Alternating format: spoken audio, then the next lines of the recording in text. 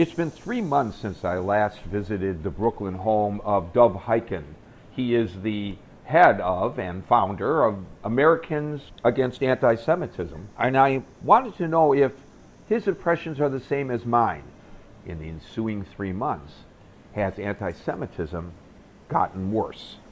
Unfortunately, as long as there isn't one standard for hate, for anti-Semitism, that it doesn't matter who the anti-Semite is. If it's a Democrat, Republican, right, left, it shouldn't matter. If someone indulges in hate, we condemn that hate.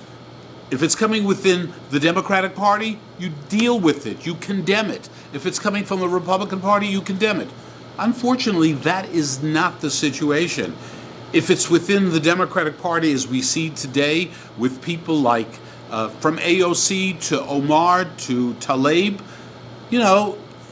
for some reason, and it's remarkable and also very dangerous, they say the most vile anti-Semitic things. They support literally the destruction of the state of Israel through their support of BDS. And, you don't see that outrage within the Democratic Party. Isn't it amazing that you have more than 20 people running for president of the United States on the Democratic side? And I have no idea how they feel about these three people who are rocking this country. They're rocking the country. And I don't think I've heard a word from any of them. Something is terribly wrong. And the result, he says, is that there are people in the Jewish community who are very afraid. There is no question. I have never seen what I see today, where people write to me, email to me, talk to me about that. Are we living in a period like pre-Nazi Germany in terms of the anti-Semitism? I don't think we are there yet. I think we're moving in that direction. I mean, if we look at what is going on in Europe today, there was just a study in Europe that was done that showed that 70% of young people in Europe, all over Europe, have been a victim of some kind of anti-Semitic act. In Europe, France, England, Germany, Belgium, things are out of control. In Germany, people have been told, don't wear a yarmulke. Don't wear anything that identifies you as a Jew. In France, the same thing has happened. Can you imagine? These are democracies. These are not some backward countries. These are countries that initiated, participated in the Holocaust back in the 1930s. And now they are telling people, don't have a Star of David. Don't show your Star of David, because you may become a victim of a physical assault or worse. In the United States, the levels of anti-Semitism, whether it's New York, in the country right now, unprecedented. We have had 12 Jews murdered in their synagogues. When was the last time that happened? The answer is never. Never in American history has anything like that happened. God forbid, when is the next tragedy happening? Because of the tremendous hate that exists in this country, on the right as well, but very seriously on the left. I have said repeatedly, it's not the anti-Semites that concern me, whether they are members of the United States Congress or whether they are David Duke and many of the others, or Farrakhan. They don't concern me as much as decent people, good people, who are silent, who don't do the right thing, who don't speak out because it's not politically correct, because they don't want to rock the boat in their own party. That's the danger. When good people don't do the right thing, then we are in serious, serious trouble, and that is the situation today. Look, there are some people here and there who say something, but it's not consistent. It's not strong. I mean, you have members of Congress who are anti-Semites, and it's not taken seriously? Tell me one member of the United States Congress on the Democratic side, in light of what's going on in the Democratic Party, who has been, can we name one person who is opposing these individuals who are undermining the state of Israel, America's great friend? And that's an important issue to talk about. This little country that you can hardly find on a map. If you go to a map of the Middle East and you look for Israel, you'll hardly notice it because it's so freaking small. 6.5 million Jews live there. In the north, you have Hezbollah, 150,000 missiles aimed at Israel. I'm not exaggerating. It may be more than 150,000 that can reach every single part of Israel. And Hezbollah talks about destroying the state of Israel. In the south, you have Hamas. We know about Hamas. Whenever they wake up and they decide, they send missiles into Israel to murder men, women, and children. You have Iran that talks about destroying the state of Israel. And you have other players in the Middle East who hate this little country. Think about it. 6.5 million Jews and being threatened by terrorism, by hate. And you have these individuals, members of the United States Congress, who support BDS. One single country. By the way, how many BDS movements are there in the world? I mean, one for China. How about China, that has over 1 million Muslims being held in concentration camps? Is anybody urging that we stop trading with China, we stop dealing with China? You have violation of civil rights and human rights all over the freaking world. How many BDS movements are there? One. Directed at the Jewish people, directed at the state of Israel, a country that continues to fight for its survival. So I agree with Nancy Pelosi. Who only a short while ago, a couple of weeks ago, said supporting BDS makes you an anti-Semite. Nancy Pelosi said that on the record very clearly. Is she calling Tlaib, AOC, Omar, is she calling them an anti-Semite? I got to hear it more clearly. Nancy, can you get a little clearer on that subject? So is it time, I wonder, is it time for Jews to become proactive to protect their own communities? I don't think there's any question about that. First of all, it's a smart thing to do.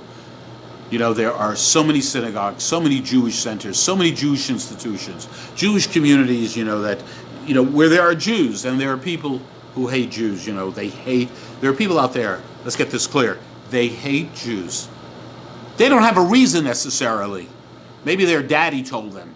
Maybe their priest told them. I don't know exactly. But they simply hate Jews. We have had so many incidents where Jews have been assaulted, attacked physically. The tapes are there. Thank God there's video today in the 21st century.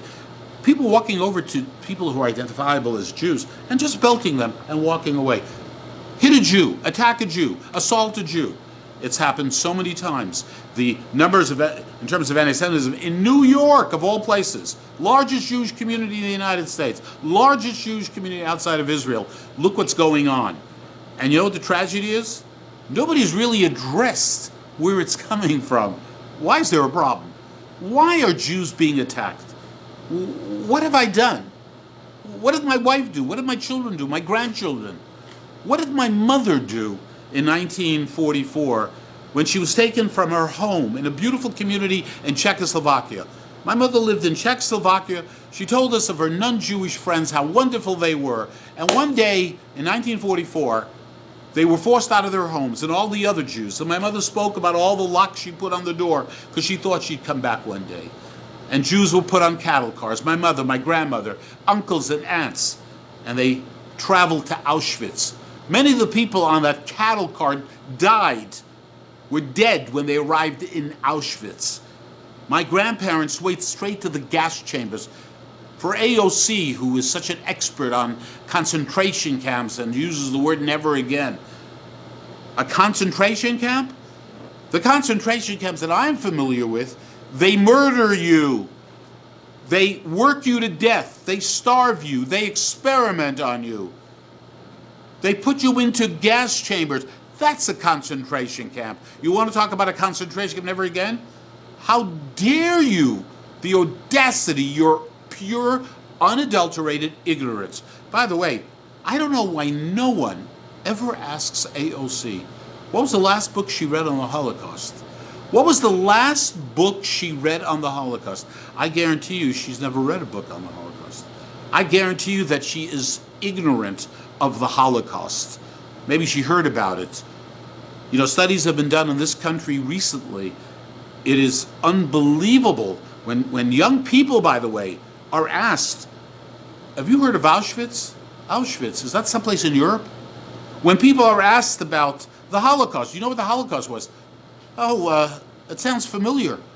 It's unbelievable. 40% of people never heard of the Holocaust. 50% of people never heard of Auschwitz. We've got a real problem. And especially young people, millennials. You know, their parents are paying a lot of money for college. They're getting a lot of loans to go to the university. The ignorance is unbelievable. And ignorance is very, very dangerous. Very, very dangerous. So, you know, something is wrong. Something is not right. And people are concerned about it.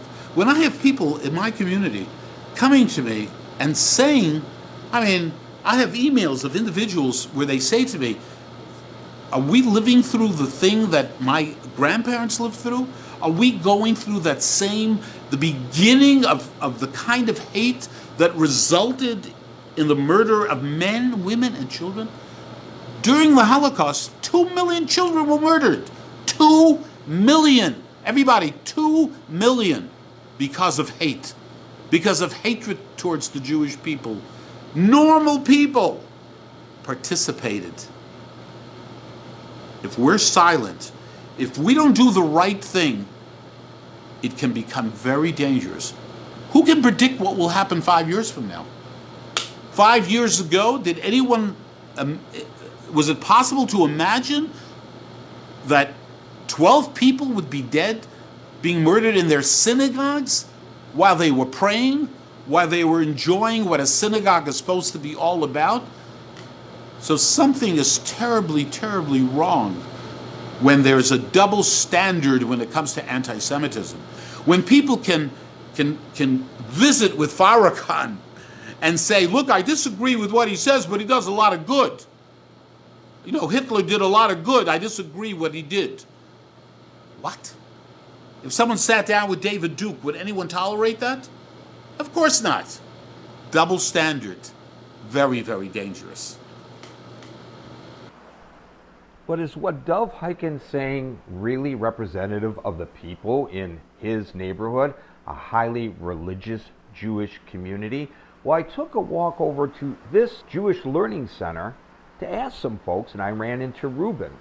And Reuben seems to be echoing what Dov Hikind has to say. I would say yes, sometime when always hears any occasion what happens against Jews, so this makes you start to worry what's going to be about what you mentioned about anti-Semitism. Do you think that even several years ago there was so much of a concern? What's different today from how it used to be? Because he hears too many stories what's going on every day. Here in New York, in some other places in America, and also in Europe, you hear it many times more than used to be many years ago. So this is something has to make to come to concern.